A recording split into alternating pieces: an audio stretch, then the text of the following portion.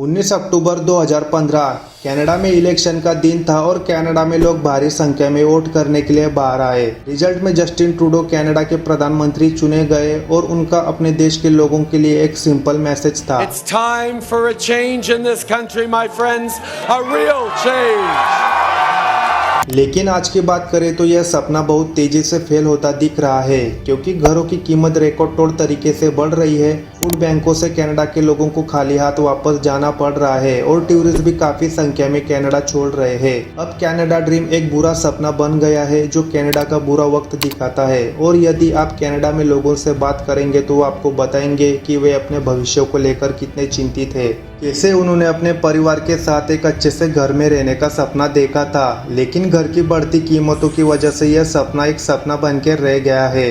Canada में average घर खरीदने के लिए एक परिवार की पर ईयर इनकम $1,70,000 तक की होनी चाहिए और वैंकूवर जैसे बड़े शहर में यह इनकम बढ़कर $3,60,000 तक बढ़ जाती है। लेकिन कनाडा में average family income per year $70,000 से $80,000 की है और इसकी तुलना उस इनकम से करें तो आपको पता चलेगा कि कनाडा में घर खरीदना अभी के लिए कितना मुश्किल है। 63% कैनेडियन लोग जिनके पास अपना खुद का घर नहीं है और उन्होंने तो उम्मीद ही छोड़ दी है कि वे अपने जीवन काल में कोई घर ले सकेंगे। कुछ दशक पीछे जाए तो कनाडा में घर पहले इतने महंगे नहीं हुआ करते थे और उस समय लगभग हर किसी के लिए घर लेना पॉसिबल था। लेकिन पिछले कुछ समय में घरों की कीमत इतनी तेजी से बढ़े कि इसने लोगों को घर खरीदने की उम्मीद छोड़ने पर मजबूर कर दिया है। और आप घर खरीदने में कैपेबल भी है तो आपको ज्यादा कुछ नहीं मिलेगा। उदाहरण के लिए वैंकूवर जैसे सिटी को ही लीजिए। यहाँ एक घर की एवरेज कीमत लगभग $2 मिलियन की है, जो इस तरीके का दिखता है। और कौन सा आदमी इस तरीके के छोटे घर पर लगभग $2 मिलियन पैसे खर्च करना चाहेगा। आप इतने पैसे में ऑस्टिन जैसी जगहों पर एक अच्छा सा बड़ा घर खरीद सकते हैं। अब इस सिचुएशन में कोई घर खरीदना नहीं चाहता और कई लोग तो रेंट पर रहकर भी खुश है। लेकिन रेंट पर घर लेना भी घर खरीदने जितना मुश्किल हो गया है। पूरे कनाडा में रेंट की वैकेंसी केवल 1.5% के साथ अब तक की सबसे लोवेस्ट लेवल पर है, जिसका मतलब कि लोग रेंट पर घर ढूंढने के लिए भी स्ट्रगल कर रहे हैं। एक अपार्टमेंट के लिए सैकड़ों एप्लीकेशन आते हैं और बाकी लोग तो खाली हाथ लौट कर चले जाते हैं। Getting to the point where you can choose to keep a roof over your head or you can choose to keep the lights on and eat, but you can't do both. Option कम होने की वजह से कीमतें बहुत बढ़ रहे हैं। मकान मालिकों को भी यह पता है कि किराएदार के पास ज्यादा ऑप्शन नहीं है, इसलिए वे रेंट बढ़ाते रहते हैं। Our landlord increased our rent by $7,000 per month. उदाहरण के लिए टोरंटो और वैंकूवर में एक बड़े बेडरूम वाले अपार्टमेंट का एवरेज रेंट लगभग $3,000 है। टैक्सेस और रेंट के बाद कनाडा में लोगों के पास मुश्किल से गुजारा करने लायक पैसे बचते हैं। घरों की अफोर्डेबिलिटी रिलेटेड प्रॉब्लम फेडरल और लोकल गवर्नमेंट की नीतियों और निष्क्रियता का नतीजा है। प्रधानमंत्री जस्टिन ट्रूडो ने कनाडा में रियल एस्टेट की कीमतों में इतिहास की सबसे बड़ी ग्रोथ देखी है। इसका बहुत बड़ा कारण उनकी इमिग्रेशन पॉलिसी रही है। 2016 से अब तक सरकार ने लगभग 3 मिलियन इमिग्रेंट्स को देश में एंट्री दी है, जो एक रिकॉर्ड है और पिछले कुछ दशकों की तुलना में प्रति वर्ष 40% से अधिक है। इसके साथ ही देश में लगभग 10 लाख से अधिक फॉरेनर स्टूडेंट है। इतने कम समय में पॉपुलेशन में इतनी अधिक बढ़ोतरी करके सरकार ने पहले से ही अंडर कंस्ट्रक्शन हाउस मार्केट को और भी परेशानी में डाल दिया है। जो इमिग्रेंट्स घरों और अपार्टमेंटों की तलाश में रहते हैं, जिसके कारण वहाँ की युवा और लोकल लोगों के लिए परेशानी बनते हैं। बढ़ते हाउस रेंट के लिए इमिग्रेंट्स ही एकमात्र कारण नहीं है और लोगों को इस पर उंगली उठाना काफी आसान है।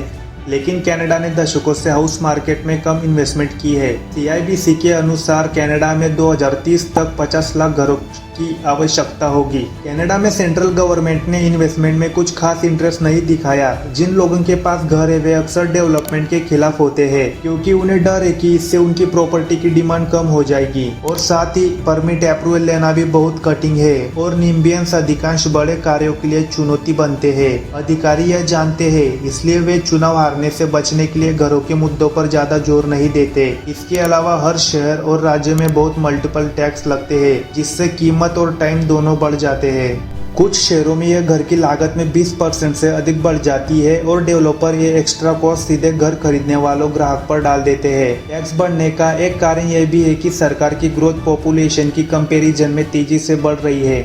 2020 से 2023 तक BC सरकार ने 23% की ग्रोथ हुई है। इसकी तुलना में प्राइवेट सेक्टर जिसकी ग्रोथ केवल 1% हुई। फेडरल गवर्नमेंट में एक समान पैटर्न देखा जा सकता है जिसने 2015 के बाद से लागत में पर ईयर $20 बिलियन जोड़े हैं। कनाडा एक आकर्षित और सेफ प्लेस है पैसे इन्वेस्टमेंट करने के लिए, लेकिन OECD में मनी लॉन्ड्रिंग के कुछ केस देखने को मिले। Another bombshell in the ongoing money laundering scandal in BC. सरकार द्वारा की गई जांच रिपोर्ट में पता चला है कि ब्लैक मनी का इस्तेमाल घर खरीदने और बेचने में हुआ है, जो विशेष रूप से वैंक्योर और टोरंटो जैसी जगह पर हुआ। पर फिर भी सरकार ने इसे रोकने के लिए कुछ नहीं किया और मनी लॉन्ड्रिंग पहले की तरह अब भी आसान है। कनाडा में लोगों को एक दिन के खाने पीने की चीजों के लिए भी संघर्ष करना पड़ रहा है। कनाडा में 2022 के बाद खाने की चीजों में 10% से अधिक ग्रोथ देखी गई है, जिसके कारण 2023 मार्च में लगभग 20 लाख कैनेडियन लोगों को फूड बैंक में जाकर खाना पड़ा, जो एक रिकॉर्ड को दिखाता है और 2019 की कंपैरिजन से 2 गुना तक बढ़ा है। कनाडा में खाने पीने की चीजों की इतनी कीमत होने का एक कारण कंपटीशन की कमी है। But grocery chain profits are not the reason for food inflation. Canada में मुट्ठी भर कंपनियों के पास लगभग 80% मार्केट की हिस्सेदारी है।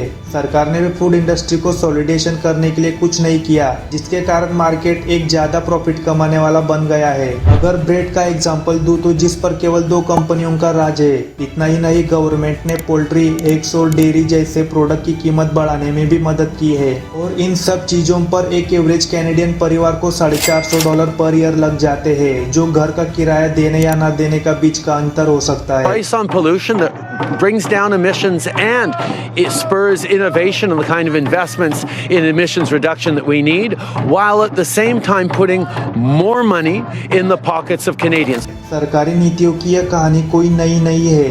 एग्जाम्पल के लिए गवर्नमेंट ने कार्बन टैक्स लागू किया था, जिससे गैस और हीटिंग की कीमत पहले से अधिक महंगी हो गई है। कनाडा के लोग किसी भी दूसरे G7 देश की तुलना में गैस पर अधिक पैसे खर्च करते हैं। कार्बन टैक्स को नागरिकों और राजनेताओं की ओर से भारी विरोध हुआ है। कार्बन टैक्स के खिलाफ सांसदों ने भी आवाज उठाई थी, क्योंकि उनके एरिया से इसके खिलाफ काफी लोगों ने विरोध प्रदर्शन किए थे। अटलांटिक प्रोविंस में यह समस्या तब बढ़ी जब वहाँ के लोगों को बहुत महंगा और गंदा गैस मिलने लगा और इसी के कारण इस कार्बन टैक्स को सरकार ने हटा दिया। सरकार ने समर्थन में कहा कि लोग बिना कार्बन टैक्स के भी अच्छी स्थिति में है, लेकिन यह सिर्फ कार्बन टैक्स तक सीमित नहीं है।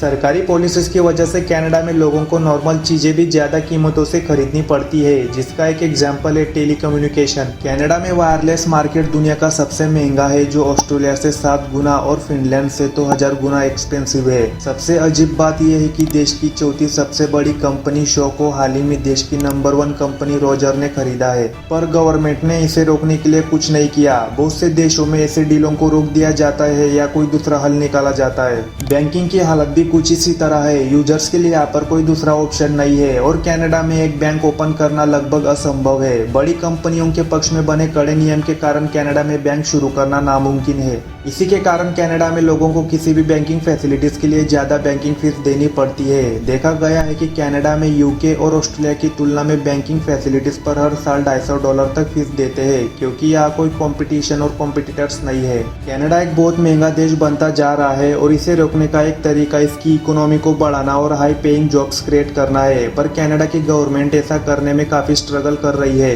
2019 के बाद से कनाडा ने इकोनॉमिक ग्रोथ में डाउनफॉल देखा है। इसकी तुलना में अमेरिका ने 6% की ग्रोथ देखी है। इस डाउनफॉल का एक कारण प्राइवेट सेक्टर में इन्वेस्टमेंट की कमी। कैनेडियन बिजनेसमैन और इन्वेस्टर कनाडा के बाहर पहले से ज्यादा इन्वेस्टमेंट कर रहे हैं, तो फिर कंपनियां कनाडा में इन्वेस्टमेंट क्यों नहीं करना चाह रही? उनका मानना है कि वे कनाडा से अच्छा बाहर की देशों से ज्यादा रिटर्न मिल रहा है और अब उन्हें कनाडा के करंट गवर्नमेंट पर भरोसा नहीं रहा, जो बिजनेस फ्रेंडली नहीं है। दूसरा कारण कंपटीशन की कमी। ज्यादातर कनाडा में मेजर कंपनीज को गिने चुने लोग कंट्रोल करते हैं, जिससे प्रोडक्शन में प्रॉब्लम आती है। अगर कनाडा की नेबर कंट्री अमेरिका की बात करें तो अमेरिका में सभी इंडस्ट्री मार्केट में कंसंट्रेशन का स्तर कम है, जिससे इन्वेस्टमेंट और इनोवेशन होते रहते हैं, क्योंकि कंपनियां भी कंपटीशन की रेस में आगे रहना चाहती है।